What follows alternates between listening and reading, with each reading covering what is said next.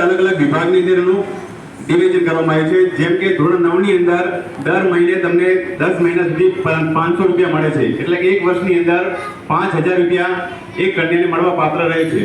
ત્યારબાદ ધોરણ 10 ની અંદર પણ 10 મહિના સુધી 500 રૂપિયા લેકે 5000 રૂપિયા મળે છે। એમ કરીને ટોટલ 2 વર્ષની અંદર 10000 રકમ આપણા ખાતામાં જમા થાય છે।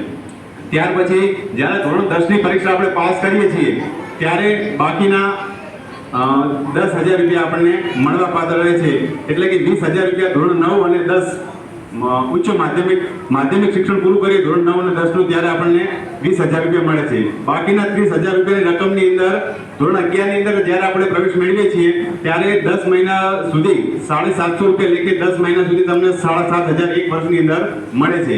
ત્યારબાદ ધોરણ 12 ની અંદર પણ 10 મહિના સુધી 750 રૂપિયા લેકે 7,500 રૂપિયા મળે છે, એટલે કે 11-12 ધોરણ આપણે જ્યારે પૂર્ણ કરીએ ત્યારે 15,000 રૂપિયા ટોટલ આપણા ખાતામાં આવે છે।